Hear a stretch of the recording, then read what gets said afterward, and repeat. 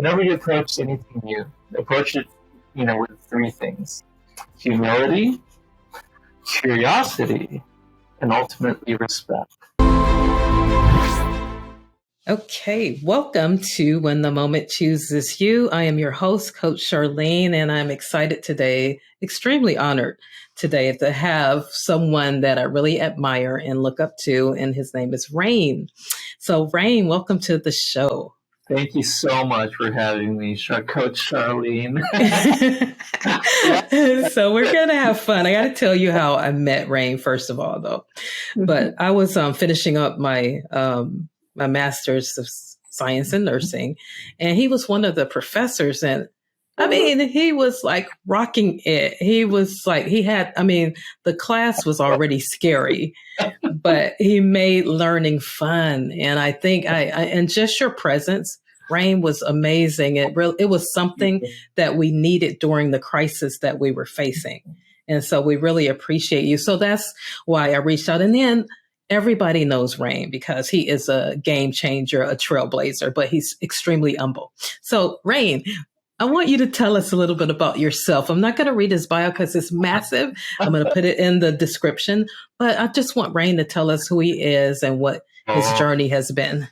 Charlene, thank you so much. First of all, I'm so blessed to be here. Anytime I get to reconnect with you, my friend, you are my hero. I mean, talk about, resilience and the people that we need during these, challenging times, your spirit, your soul, everything you do to contribute, not just as a nurse or a leader, but as a human being, and paying it forward, has affected so many people, more than you know, my friend, more than you know. And then thank you. When Charlene says, I know people, that's what happens when you're old. It's like you just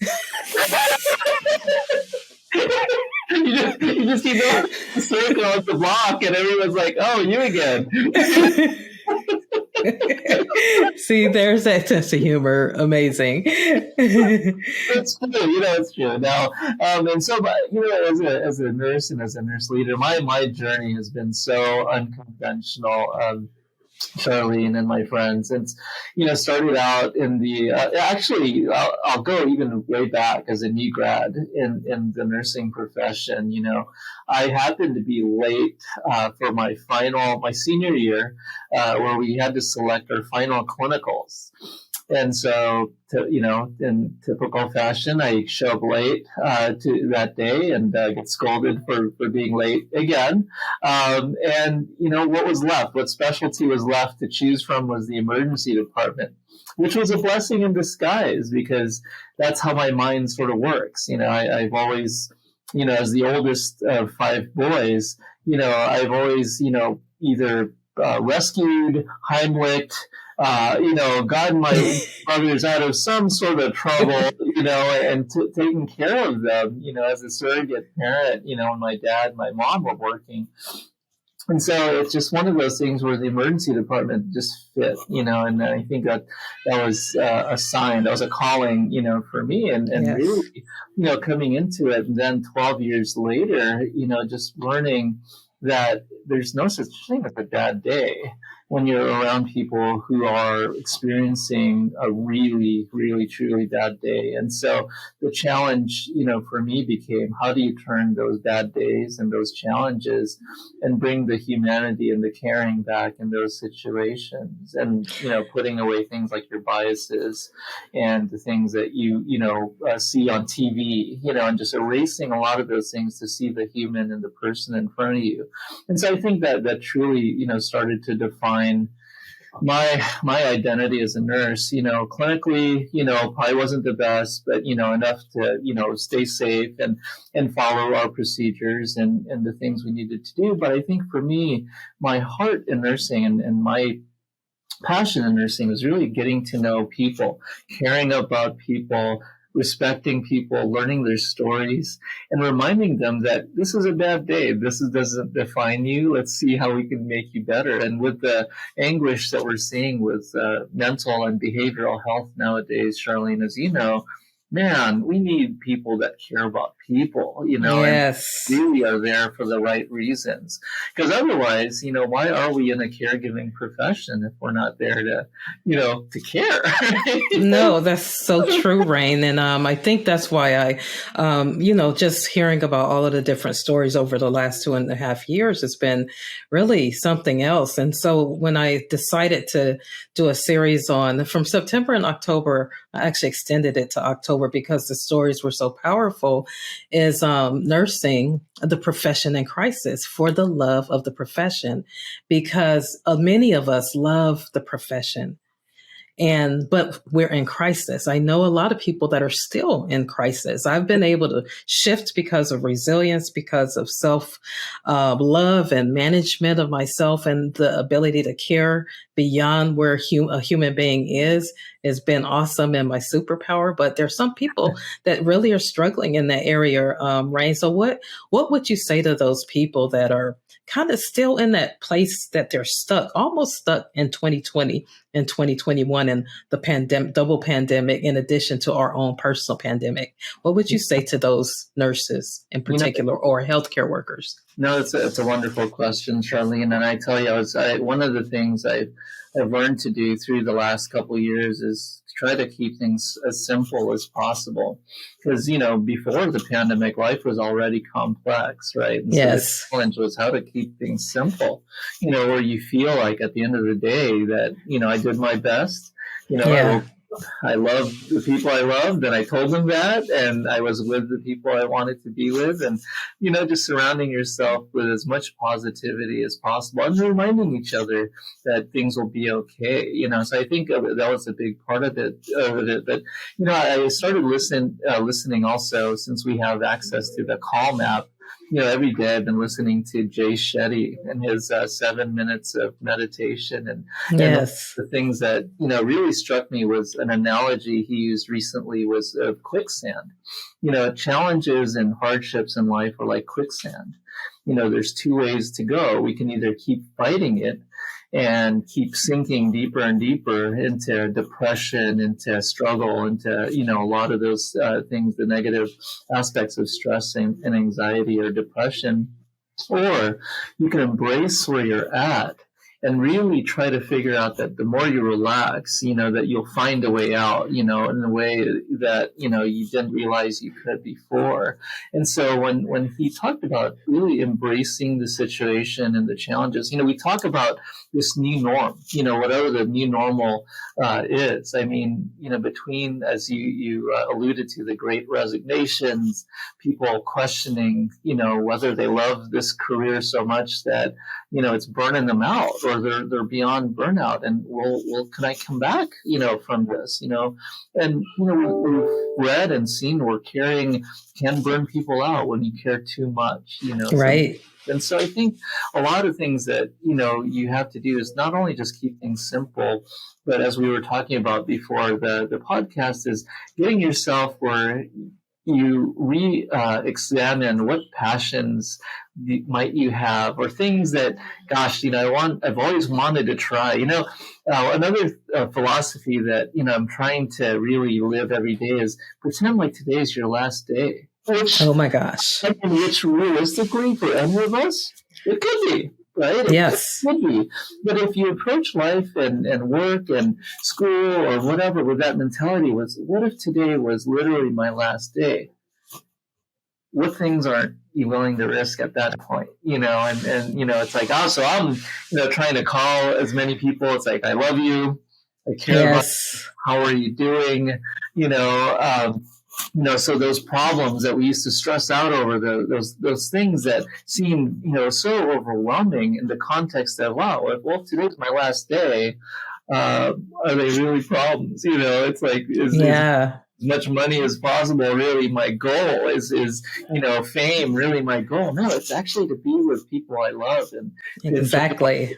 You know what I mean? And it's like, what is I know exactly what you mean. And that's so powerful. I used to teach this youth leadership program. And one of their little mantras is, I will live this day as if it were my last.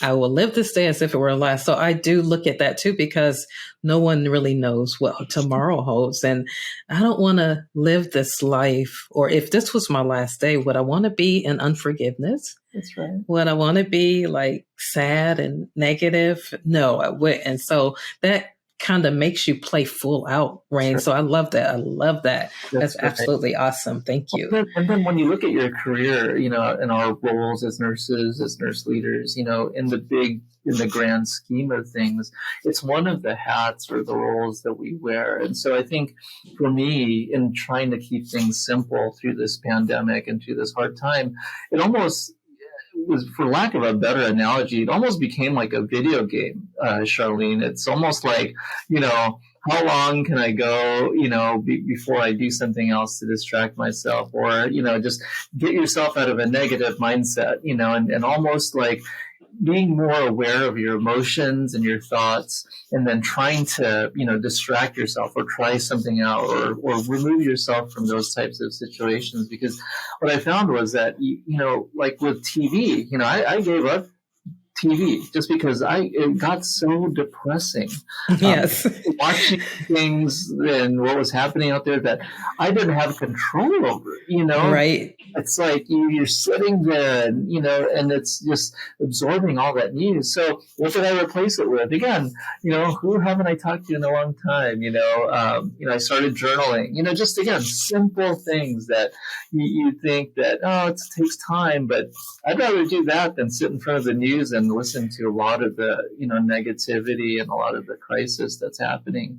Yeah. I want to close my eyes to it, but at a certain point, again, it's like, what can I do? I have no control over a lot of these things. And so, well, and that's such a great point, because, we have to be careful what goes into our eyes and our ears. Because I never really watch the news, to be honest, because I just try to stay away from the negativity. right. But about a month ago or so, I watched it briefly, just briefly, Rayne. And I'm telling you, and it was unfortunately that incident that happened in the grocery store with the African Americans all dying from that shooter. I went to the store that night, Rayne, because I saw that, and I was so paranoid, like literally paranoid. And I was like, see, Charlene, you shouldn't have been watching that. So it's about guarding. I love what you said, because if we don't guard what comes into us, then the fear can be there. And then you'll start having these thoughts that you don't need, and it will disrupt your positivity that you're trying to maintain as you go through the crisis. That's right.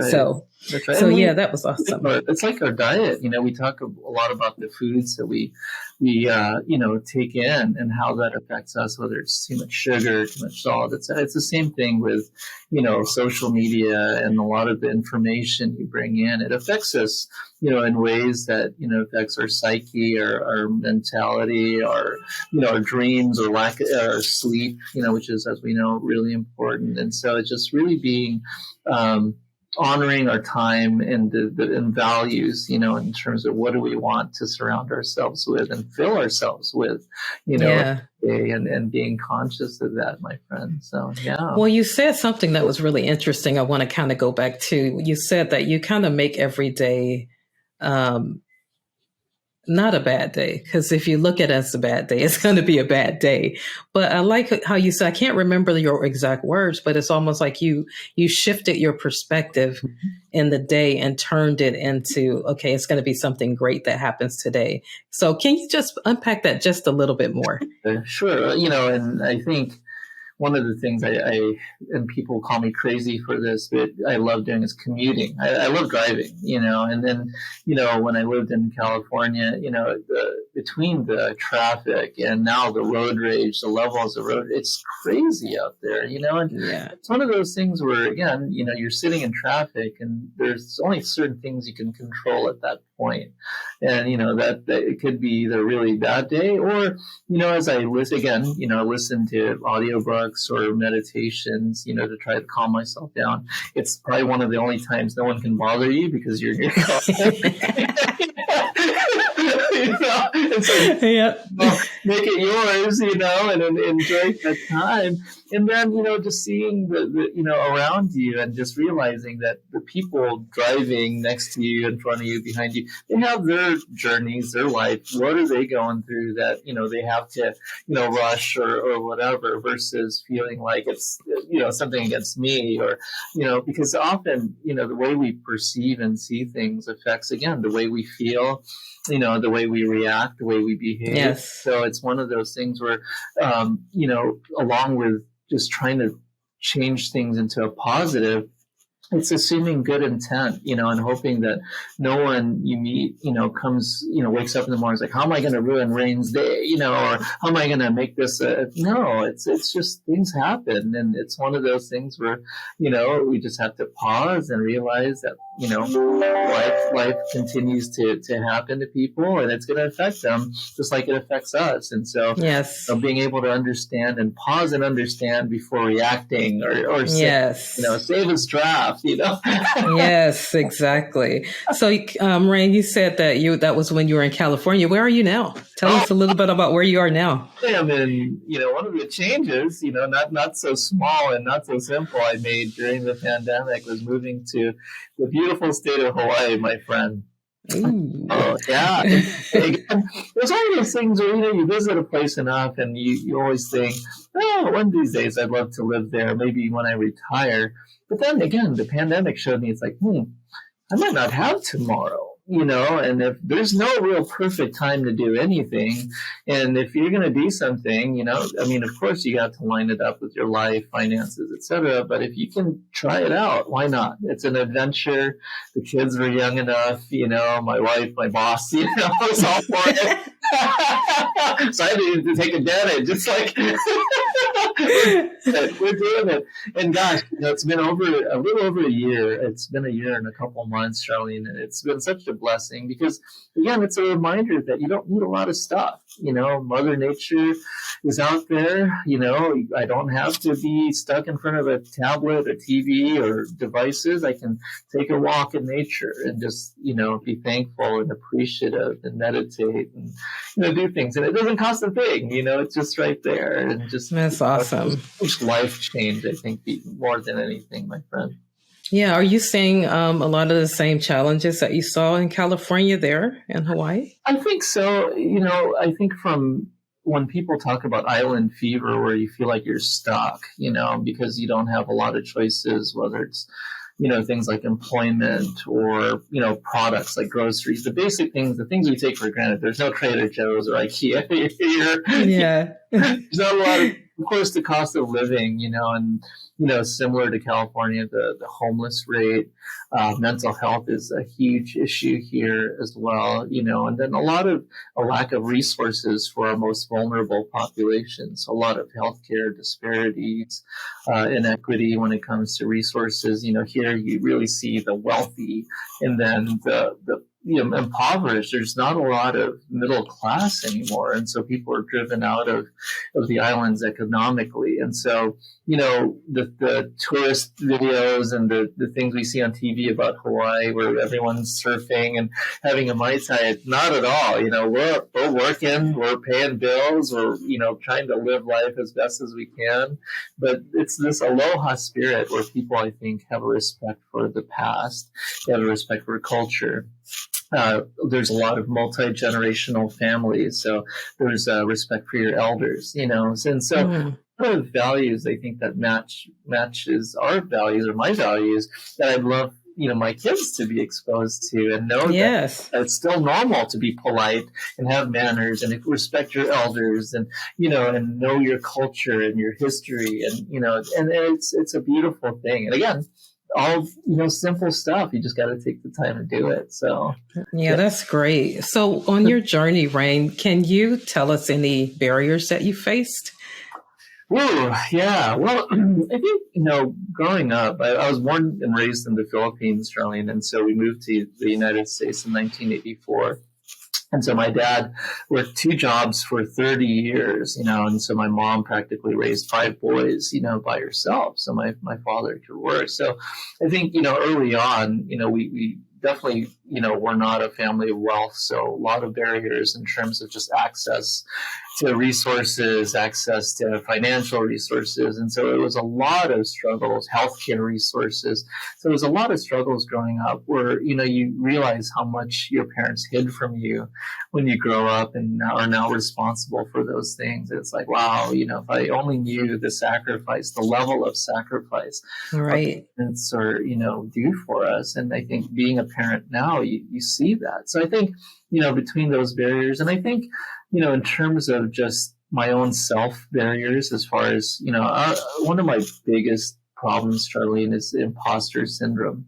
Never, you talk about humility, but for me, there's a dark side to it where you feel like you don't deserve, things, you don't, and I don't know if that comes from not having anything growing up anyway, but Yeah. Things are too good to be true. There's no way this could be for me, or this, there's no way I could ever do that job or have that position or have that thing or whatever that is, because you never feel like you deserve it, So it's a kind of imposter syndrome that, again, when you come from nothing, you really don't need anything either. So, for me, Yeah. people ask, it's like, well, why don't you go for that job or that job? But for me, I've never been one for titles.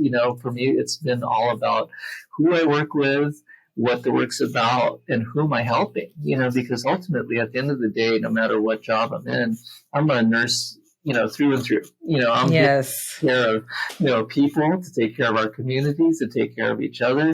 And as long as the job still has that within it or has influence over improving those things, Char, it's like, I'm in. I don't really care what the title is. Yeah, exactly. You said something really powerful about the imposter syndrome, because I struggled with that too. And I went through this Women in Leadership program, and it was so transformational for me, because I think because the culture that I came from, it was not looked at as being positive. You talking about yourself. You don't want to be prideful. When you say something good about yourself, that's not cool. You're being too prideful. And, but what I noticed in that is I silenced myself for so many years that even though I had superpowers and all of these wonderful things, I would not voice it. And so when I went through this Women in Leadership program, oh my God, I got my power back, Rayne. And I was able to actually declare what I was good at and know my value, know my worth, and be okay with speaking it out and shouting it from the rooftop. Finally, it took me a long time to get there, but it's such a liberating feeling to know that, I do have value, because that again, because we're always working, trying to prove ourselves and try to prove that, I can do this, but I can rest in the fact that, what, Charlene, you love to inspire people. That's one of the things that I was born to do. It's really easy for me to say that right now, but it wasn't for so long. But I love that I can just throw it out there and actually know that this is what I'm good at. And nobody can tell me anything about that, right? That's right, Charlene. Well, and it goes back to, what makes you happy. And that day, if this was your last day on earth, it's all about what legacy you want to leave behind, and at the end of the day, all we have is our reputation and our integrity. Exactly. And so, I agree with you. It's like, pay it forward, and if your superpower is inspiring people, caring for people, helping people, and the best, as leaders, I think our role, and I see this a lot, is to create more leaders. Yes. It's not to reach the pinnacle of anything. It's to make sure that we sustain, that there's a next generation, because believe it or not, there's always someone watching you. There's always, absolutely looking up to you no matter what. And, they watch the things you say. They listen to you. They watch, they're asking, like, how did you get there? Or what are, again, similar to our podcast today, what were those barriers and how did you overcome that? And if you're not willing to share those things, then, I don't know where that comes from, because, again, just like being a parent, you want the best, you want your kids to have, better, experience or more things than you ever did. And so, similarly with our roles as leaders and as nurses, it's the same feeling, I think, for our patients, for our communities, for the next, generation of nurses and leaders. Yes. It's inspiring, Yeah, it is. And I think that's why, like literally, Rayne, I was inspired by you because, okay, we're all going through like craziness. And here's this teacher, he's like smiling. He's like having a good time. And it was just amazing. I just hadn't experienced that before. I mean, we still talk about you because you were so amazing and just you helped lift the mood of what needed to be done. Still, the expectations were there, Sure. but you helped us to stay in this place of, I think it almost kind of helped us to be more resilient because watching you, I know you had to be dealing with tons of stuff, but we couldn't tell. We couldn't tell from your presence, from the laughter, and the laughter created laughter for us. So it's just beautiful. So your brand, what you're talking about, is so critical. And I think that's why, if this was my last day on this earth, I want to be remembered for inspiring people, for loving people, for forgiving fast, for, doing the different things that really get to the heart. So yeah, thank you so much for that. I have a question for you though. I usually ask my guests, before I ask that question, have you noticed any different practices or anything in Hawaii versus California that you can share that can help us to kind of resile and be better human beings? Because I know they have a wonderful language, and I heard you talk about the culture. Mm-hmm. Anything in particular? Honestly, because Hawaii has such a history, both good and bad, in terms of just, how they became a state and a lot of the conquest, the wars, a lot of the things, I'm still learning, to be honest, myself. But, talk about diversity. It's such a melting pot, here, Charlene, between the various cultures and their journeys to get here, on the islands, and, whether that's working out in the sugarcane or the pineapple, plantations, or building, the infrastructure, or, having to row across the oceans. And, it's just, there's so much in terms of the history and the story and how that plays into just hardworking, but yet caring and passionate people that show you that, and you see this everywhere. It's like they don't care how much money anyone has or what their title is or whatever. All they care about is that you care about Hawaii and the people and your family. Above anything else, if you need to take care of family or something with family, no questions asked. Do what you need to do. And that's awesome. Through and through. And again, the values come out, that are huge. And not to say that it's not like that in California, because certainly we have that in California, but I think, the unique culture and history of Hawaii and the way they see family and treat family and their ancestors. And, again, it's, a lot of multi-generational households. So a lot of the stories, a lot of the traditions get passed forward. They like to do what's called talk story. They like to tell about their ancestors or their relatives and how things came to be the way they were. Wow. And I think that's such a beautiful thing because it grounds you and show you that this has been a problem or an issue for a long time, or now I understand more about myself.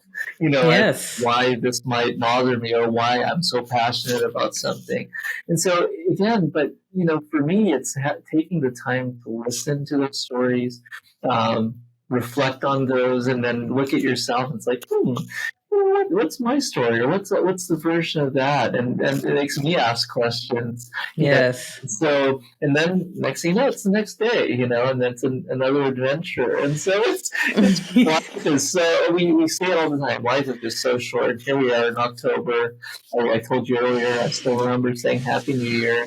I know. You're going to do the rest of 2022, right? And so it's pretty crazy. So I think a lot of the things here are really the love of family, the love of culture, the love of history and learning about your history, And That's then wonderful. applying that to life as it is today and not losing that in terms of your values and the things you stand for That's and wonderful. love. So, and I think that defines a lot of what we call the aloha spirit, here. Yeah. Yeah. Okay. Well, that's wonderful. And I'm so glad you're there. And I usually ask my guests the last question is, do you have Rayne's top three things that you can encourage people with? I'm not even going to structure it, but what's Rayne's top three things that you can encourage someone with? You got it, my friend. And this I learned from a mentor, many, many years ago that I carry with me, in any new adventure, I think. And she said, Rayne, whenever you approach a new job, adventure, experience, or whatever, always remember three things. And so I'm glad you said three, not four. You only got three. Okay, we'll get. I see I'm right in alignment, Rayne. You practice this or something. So she said, Rayne, whenever you approach anything new, approach it, with three things: humility, curiosity, and ultimately respect. Because we talk about humility in that we don't know everything. We don't know everyone's stories or why the things are the way they are, for them. And so be humble enough to listen and to understand. And I think that's where the curiosity comes in. Ask more questions. Be curious and genuinely curious. Not just because, what's in it for me, but really curious about what, so I can understand, the situation or why we are the way we are or where we are. And then respect, and to respect that, and knowing that, again, we're a speck of dust in this whole, universe. And so respecting the fact that everyone has a story, everyone has a journey, and that we're here on this earth, and blessed to wake up every day to not only learn about those things, but hopefully to contribute, positivity and love and, caring to one another. And I think that's why nursing was a calling for me, Charlene, because it was a job, it was a calling, that's what you have to do to be good at it. Yes. You care for people a lot in order to be a really good nurse. And it's like, for me, that's awesome. As easy as that sounds, it's not easy when you're dealing with, a lot of people, communities, differences, so you have to check your biases and do a lot of reflection. And it teaches you about yourself as well. And so blessed, every day. Yes, that's wonderful. But you know what? You just hit it right on the head, that caring. And so, Rayne, okay, one more question. What would you say to people that literally have lost the caring that they once had? I mean, I know we're not experts or anything, but just from your heart, what would you say to those people that, the caring has left them temporarily, hopefully? Yeah. Well, I think, again, in approaching that situation or that question with curiosity, humility, and respect, it's one of those things where, for me, I would first say, I care about you, and don't forget that. Just because you feel like you've lost the caring, I haven't lost the caring for you as a person, as an individual, as a friend, whatever. So just know that off the bat. And so, this conversation moving forward will be with care and love and, from the heart. And I think when people feel like they've lost the caring, when we talk about keeping it simple and going back to basics, you have to reflect, and it's like, well, does that include also caring for yourself? Because it's that whole, you got to put your oxygen mask on before you can help other people, right? Yes. It's like, how deep has this loss, gone? Because if you can't start with building up or regaining the care for yourself, whether it's physical, mental, spiritual, emotional, there's no way you're going to care for other people, so. Right. So for me, I think my approach, Charlene, to be honest, is making sure that they rebuild or rekindle that care for self. Because as you find that and rekindle that, because when you talk about burnout, you see people who, the rates of alcoholism, drug use, in our profession, diversion, it's like, you see it, you see Yeah. the pain and the agony that people are going through. And so for me, it's not even just losing the care for others, but losing the care for ourselves. And Yes. again, beating ourselves up because we couldn't be more effective during a pandemic, which overwhelmed everyone, and when you look at our colleagues, it affected them at work and at home. And so, man, it's, again, the rates of divorce, domestic abuse. I mean, it's just like, Yeah. things will never be the same after the last couple of years. And so, again, in keeping it simple, let's rebuild caring for ourselves. Because once we can put our own oxygen masks on again, and I know it's an overused analogy, but it's so true, we can start to help others again and slowly but surely regain that and in a much stronger way, knowing what could possibly happen. And again, it'll be our last day. Wow. So. Wow, that is amazing. Well, I just thank you so much. I'm going to, is there what if someone wanted to reach out to you, Rayne? Is that possible? Ask Coach Charlene. She knows how to. Yes, I am his publicist, so you can get in touch with me. No, the comments will be in the description if you wanted to reach out to Rayne. And Rayne, it has been truly an honor and a blessing and a pleasure to hear from you and your journey and all of the things that you're doing. You have impacted my life. I really appreciate you and so many other people.